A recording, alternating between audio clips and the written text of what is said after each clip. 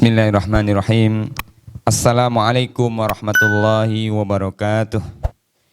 Innal hamdalillahi nahmaduhu wa nasta'inuhu wa nastaghfiruhu wa nastahdihi wa natubu ilaihi wa na'udzu bihi min sururi anfusina was sayyiati a'malina may yahdihillahu fala mudhillalah wa may yudlil fala hadiyalah. Nasyhadu an la ilaha illallah wa nashhadu anna Muhammadan abduhu wa rasuluhu la rasula wa la nabiyya ba'dah. Yaqulu tabaraka wa ta'ala fi kitabihil karim, a'udzu billahi minasy syaithanir rajim. Ya ayyuhalladzina amanu taqullaha haqqa tuqatih wa la tamutunna illa wa antum muslimun. Ya ayyuhan nasu taqu rabbakumul ladzi khalaqakum min nafsin wahidah wa khalaqa minha zawjaha wa bassa minhuma rijalan katsiran wa nisaa'a wattaqullaha alladzi tasaaluna bihi wal arham. Innallaha kana 'alaikum raqibah. Ya ayyuhalladzina amanu taqullaha wa qulu qawlan sadida yuslih lakum a'malakum wa yaghfir lakum dhunubakum wa may yuti'illaha wa rasulahu faqad faza fawzan 'azima. Wa qala alaihi salatu wassalamu fi hadisihi yauma la yanfa'u malu wa la banuna illa man atallaha biqalbin salim, au kama qala alaihi salatu wassalam, Allahumma la sahla illa ma ja'altahu sahla wa anta taj'alul hazana idza syi'ta sahla. Ikhwati fillah, azzakumullah, jamaah kaum muslimin rahimakumullah. Pada pertemuan kali ini adalah masuk di episode yang ke-16. Kita masih membahas tentang tazkiyatun nafas yang kita ambilkan dari kitab Mukhtasar Minhajul Qasidin. Pada episode ke-16 ini sudah masuk di pembahasan rubu'ul salis, yaitu seperempat yang ketiga, yaitu al-muhlikat, perkara-perkara yang menghancurkan atau perkara-perkara yang merusak. Di dalam bagian ini Imam Ibnu Qudamah Al-Maqdisi membagi pembahasannya yaitu seputar ajaibul qulub, rahasia-rahasia hati, yang dibagi ke dalam beberapa pembahasan.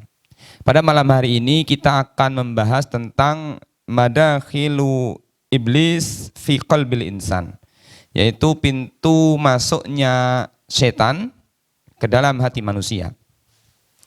Jamaah kaum muslimin rahimakumullah, inna asyrafa ma fil insani qalbuhu. Sesungguhnya bagian dari manusia ini yang paling mulia adalah qalbu, hatinya. Fa innahul alimu billahi, karena hatilah yang mengetahui tentang Allah Subhanahu wa taala. Wal alimu wal amilu lahu, yaitu hatilah yang senantiasa beramal untuk Allah Subhanahu wa taala. Wasa'i ilaihi, dan hatilah yang berusaha untuk mendekatkan diri kepada Allah. Wal muqarribu al mukashifu bima indah, hatilah yang paling mengetahui, paling mengenal Allah Subhanahu wa taala.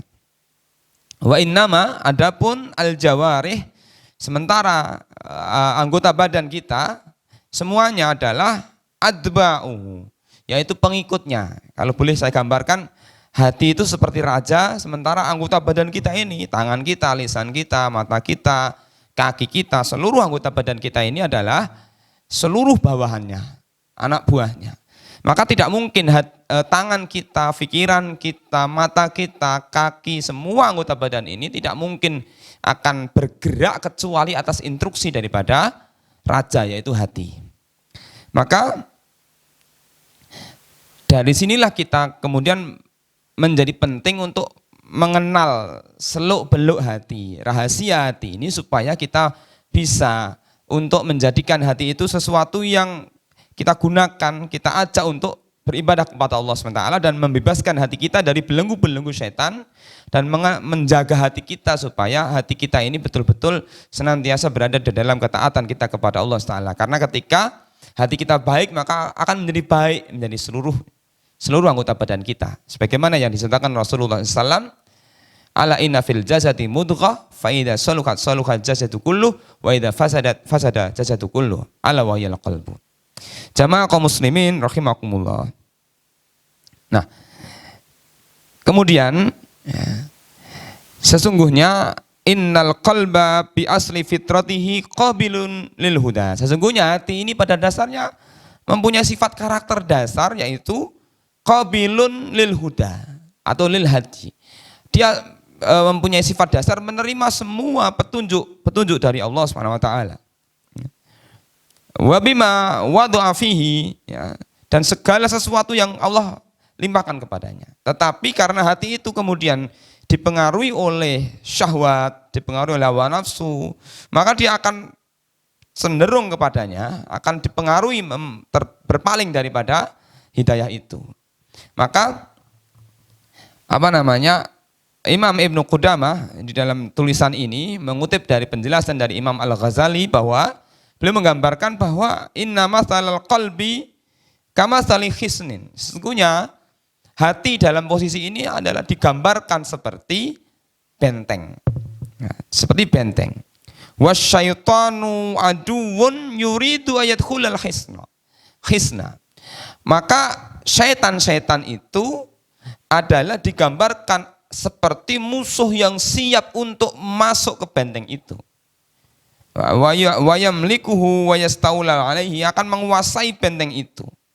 Wala yumkinu khifdul hisn illa bi khirasati abwabihi. Dan tidak mungkin kita akan mampu menjaga benteng itu supaya tidak bisa ditembus oleh setan tadi, kecuali kita menjaga bi khirasati abwabihi, dengan menjaga pintu-pintu yang dijadikan masuk oleh setan.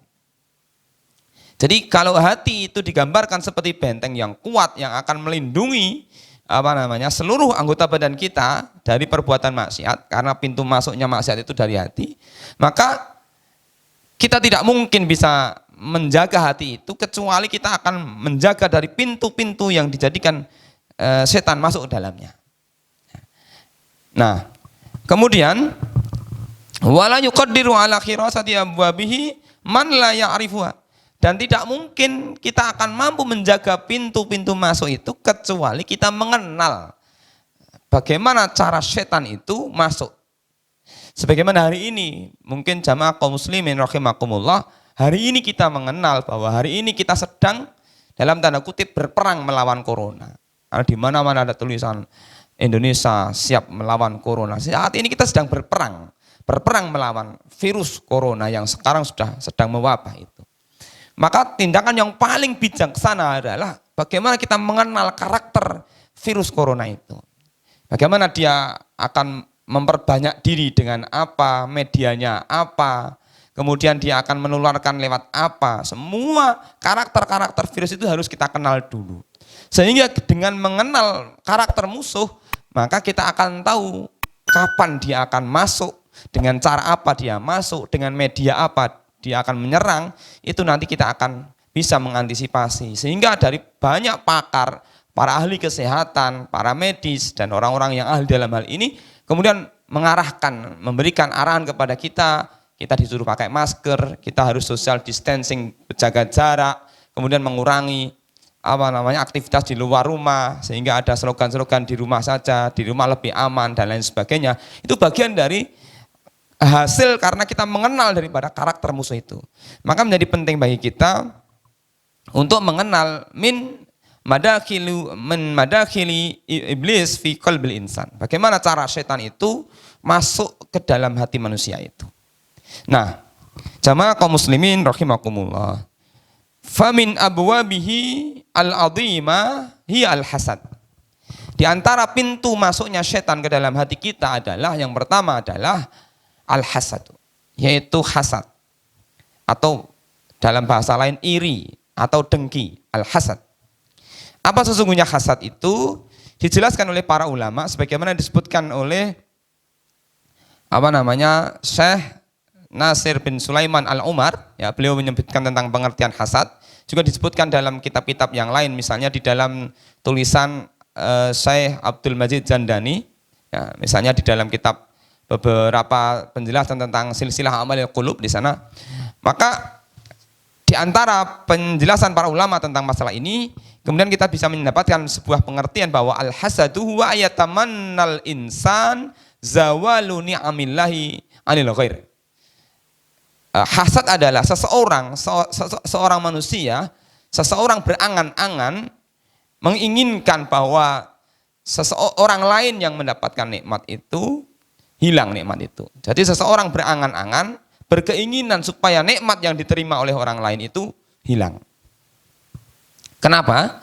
Karena dalam posisi ini orang yang hasad itu tidak mendapatkan nikmat, tetapi orang yang dihasad ini mendapatkan nikmat. Sehingga muncul keinginan orang yang dalam hatinya ada hasad itu, dia berkeinginan, berandai-andai, andai saja nikmat itu tidak diberikan oleh Allah kepada orang itu dan hilang. Maka min anwaihi, di antara bentuk hasad itu ada dua.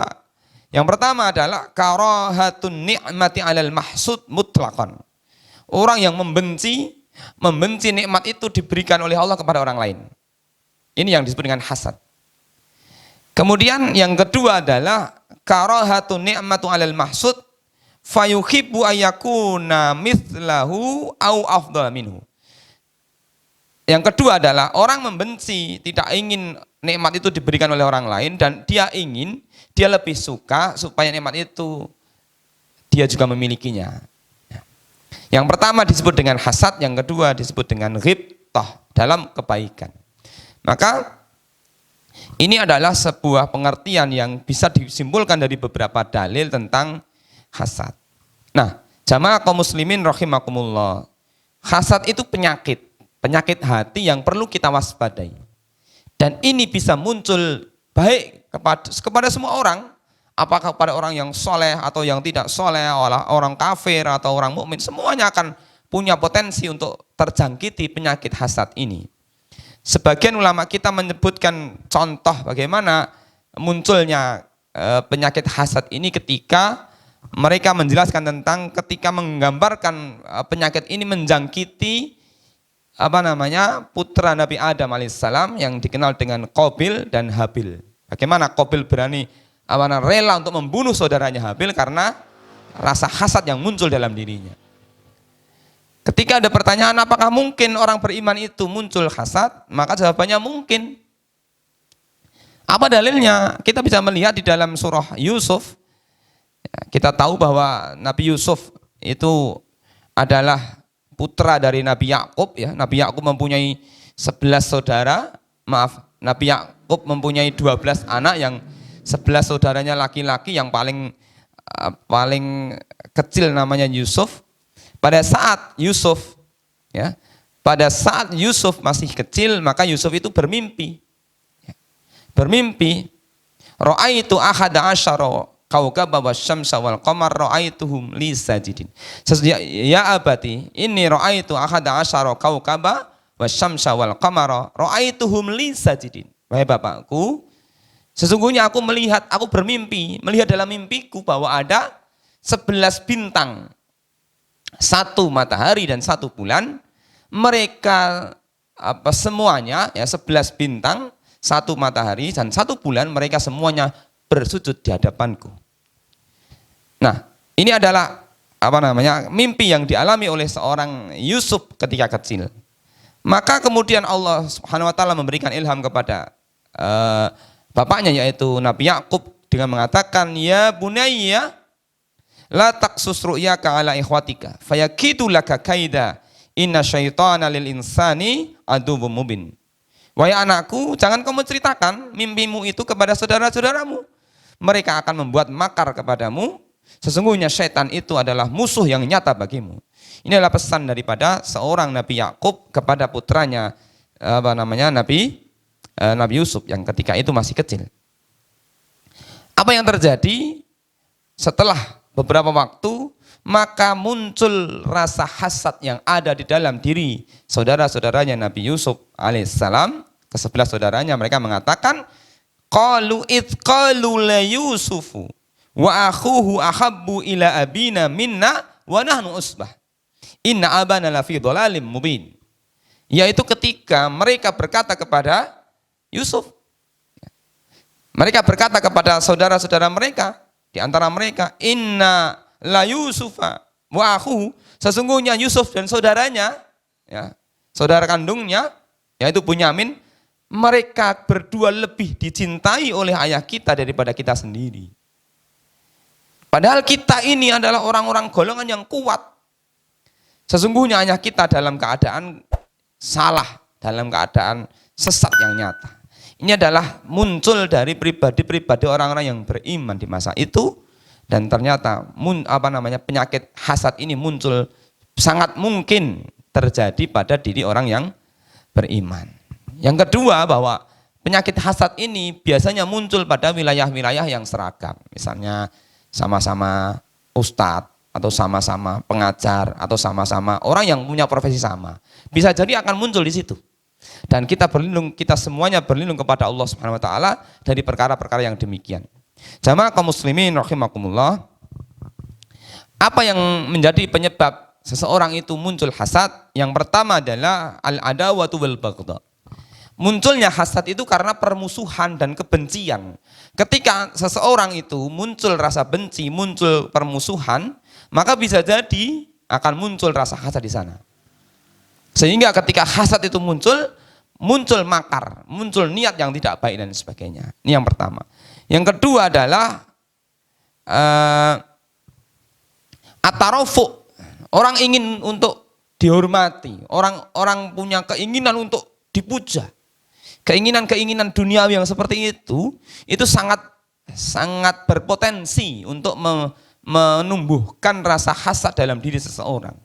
Karena dia ingin dalam posisi duniawinya, ingin sesuatu yang lebih daripada orang lain. Bisa jadi itu adalah salah satu kans yang sangat mungkin akan terjangkiti penyakit hasad. Kemudian yang ketiga adalah hubur riasah wal jah. Ketika seseorang terjangkit penyakit hubur riasah, yaitu senang untuk menjadi pemimpin, wal jah, dan berambisi untuk mendapatkan suatu jabatan, bisa jadi ambisi-ambisi yang begini ini akan menimbulkan rasa hasad. Kemudian duhur ni'mah wal fadl 'alal mahsud. Keinginan seseorang untuk mendapatkan, keinginan seseorang untuk mendapatkan, menampakkan nikmat atau keutamaan yang ada pada dirinya supaya nampak daripada orang lain, lebih daripada orang lain. Supaya keinginan seseorang untuk nampak lebih baik, lebih dari segalanya dari orang lain. Nah, keinginan-keinginan seperti itu sangat mungkin akan menjadikan diri seseorang itu menjadi hasad. Kemudian hubud dunya, yang kelima adalah hubud dunya. Ketika kecintaan kita kepada dunia itu mengalahkan kecintaan kita kepada akhirat, maka kecintaan kepada dunia ini akan menimbulkan hasad. Yang keenam adalah al-kibr, sikap sombong itu juga akan menyebabkan seseorang bisa hasad.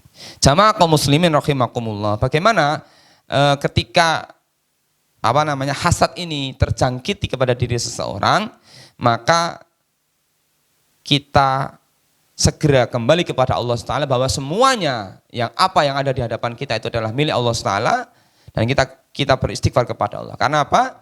Karena di zaman Rasulullah SAW ada orang yang dikabarkan masuk jannah, dia bukanlah seorang yang ahli ibadah yang luar biasa, bukanlah ahli puasa, bukan ahli salat, bukan ahli salat malam, bukan ahli ibadah yang luar biasa, tetapi dia masuk jannah dan mendapatkan legitimasi untuk mendapatkan jannah hanya karena beliau itu bermodalkan mampu membebaskan dirinya dari penyakit hasad.